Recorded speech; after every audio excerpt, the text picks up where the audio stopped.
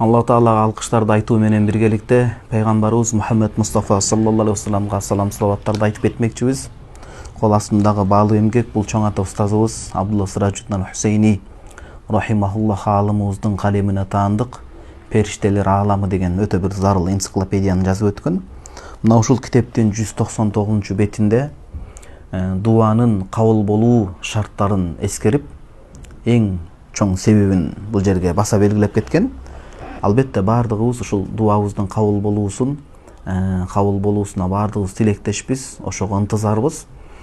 Анан сыйга сый, сыраяка бал демекчи, кайсы бир үйгө барып, дасторконун жайып, жакшынакай сый көрсөтө турган болсо, ага алкышыбызды айтып, ыраазычылыгыбызды чексиз билдирип, жакшы маанайда кайтуу бул мусулманчылыкка дагы, ынсапка дагы туура келген иш болмокчу. Ошол мынакей ад-дуау ли мут'имат таам бис-салатил малаикат алейхи. Баттема ошондой болуп атат.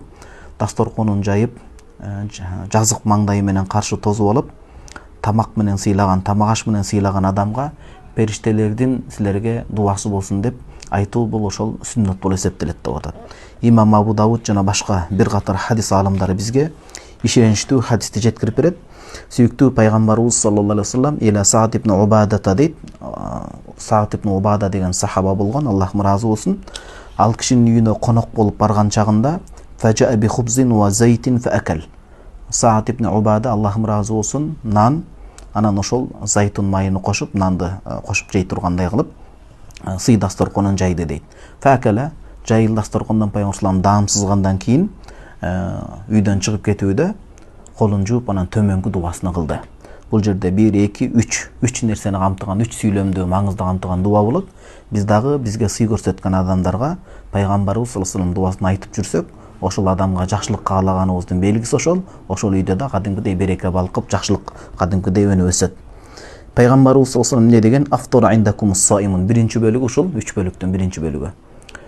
Жалаң орозо кармап туткан адамдар дасторконуңардан даамсызып ооз ачсын деп дуа кылды. Анткени орозо туткан адам, ал адамдын сообун Аллах өзү гана берет, Аллахка жакын адам болот ал. Анткени периштелер ичпейт, жебейт, ошондой бир бийик даражага чыккандай такыбачылыкка ээ боло алат адам баласы. Адам бойдон калат, болгон ошондой бир орозонун кынтык кетирбей адебин тутса, ошондой бир бийик даражага эгедер боло алат, Кудайдын астында өзгөчө сыйгый болот. Ошондой Кудайдын астында сыйлуу болгон адамдар келип даамсызсын деп атат. Алардын дуа тилектери кабыл болот.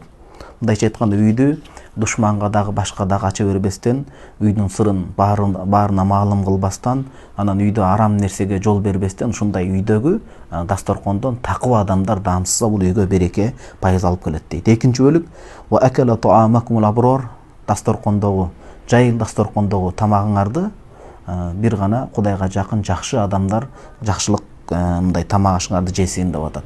Албетте үйгө конок келет башка болот, бирок колдон келишинче ошондой жакшы адамдарды сыйлагыла деген сөз бул.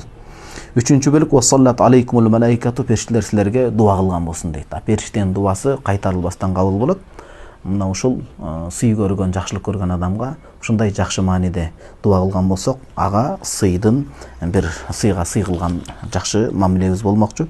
Аллахым баарыбызды туура жолдон адаштырбасын.